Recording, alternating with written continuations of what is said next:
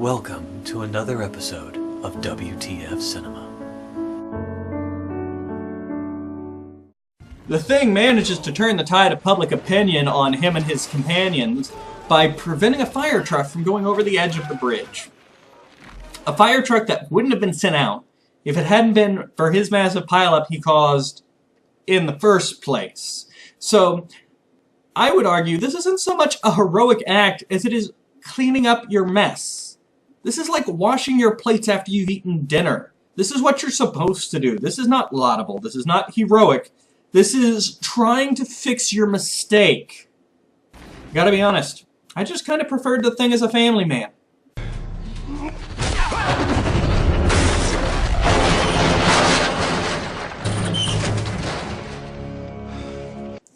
Yes! I knew I could work that reference in somehow! Woo!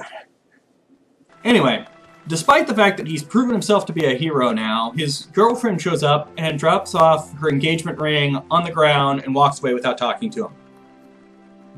Once again, lovely woman. But now the shock's had time to wear off. She knows it's her husband in there, or boyfriend, or fiancé. They never make it clear.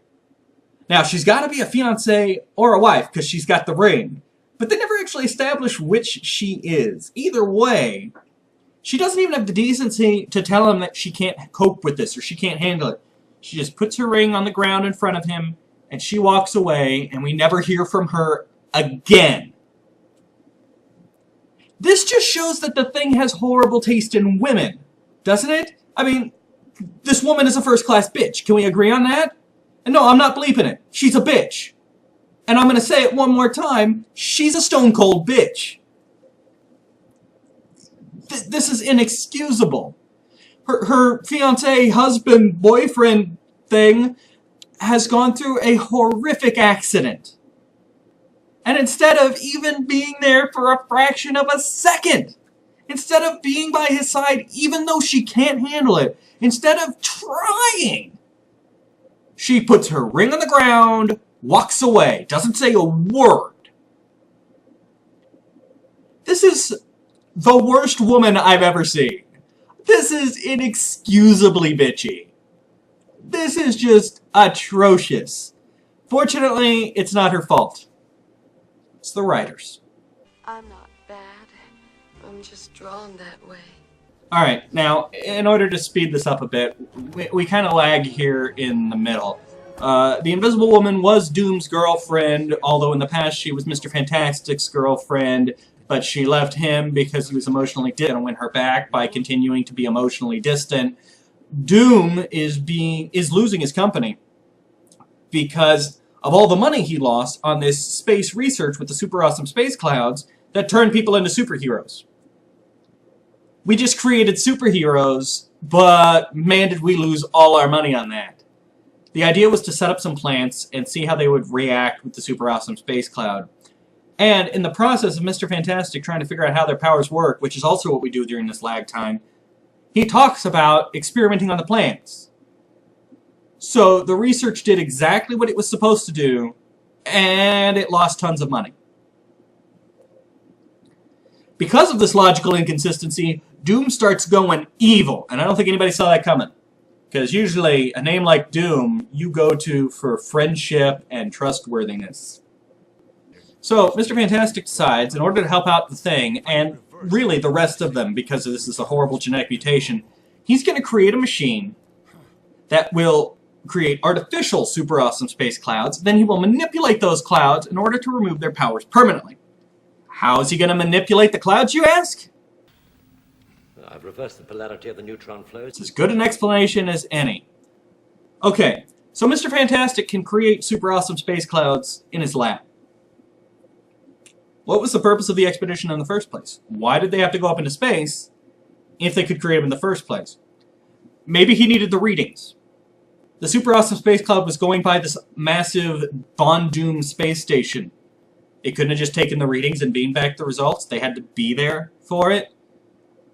And we see that Doom is watching everything Mr. Fantastic does through hidden cameras. So he knows that Mr. Fantastic is building a machine that can create superhumans. And yet he's still upset that he lost his company and all this money. Your buddy's building a machine that can create superhumans. You don't think you could maybe sell that to the government? Terrorists? I bet you could find people who would pay good money to be turned into superhumans. But no, you're going to focus on being bitter because... And none of this comes up. None of this is mentioned. None of it. The writers don't address any of it. Here's the problem. If the audience can't think of it, your character should think of it too. I admit, that's not the direction you want your story to go in, and that's fine. You come up with a couple of lines of dialogue as to why that's not going to work that way. It's really easy to do and prevents you from looking like a retard.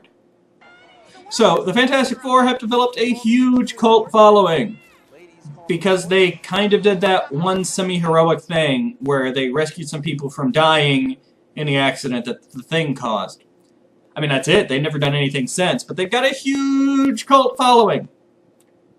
But tensions start to tear them apart as they start fighting each other in front of reporters and news people. Yeah, this is a really good group of superheroes. Meanwhile, the Thing gets a very tiny, barely addressed. I mean, there's a scene and a half addressing this, but he gets a love subplot with this blind chick. This is supposed to be sweet and tender and romantic because she's blind and so she loves him for who he is on the inside. I get that. It's supposed to be sweet. Are we saying that only blind women are capable of seeing inner beauty? Is that the message we're getting across here? That the only women who can appreciate a man for what's inside his soul is a blind one? We're really just going to throw the entire female population into that. So what this movie's saying is, if you're ugly, you can only date blind chicks. Really? What an uplifting film. Thank you for that positive message. Because God knows your primary fan base isn't going to be nerd boys, many of whom have questionable appearance issues. Thank you for telling them all that they can only date blind chicks, because those are the only women who can see the value of a man lies not on the surface of his skin. Wow, this movie is touching so many lives. I'd also like to point out the Fantastic Four spend more time fighting each other than evil in this movie. There's 3 actual fight scenes in the entire movie. One of them is the entire team against Dr. Doom. You know that's coming. Another one is Mr. Fantastic and the Invisible Girl against the Thing. And another one is the Thing against the Invisible Girl and the Human Torch. They literally spend twice as much time fighting each other as they do fighting any criminal elements. Woo. Thank you for watching WTF Cinema.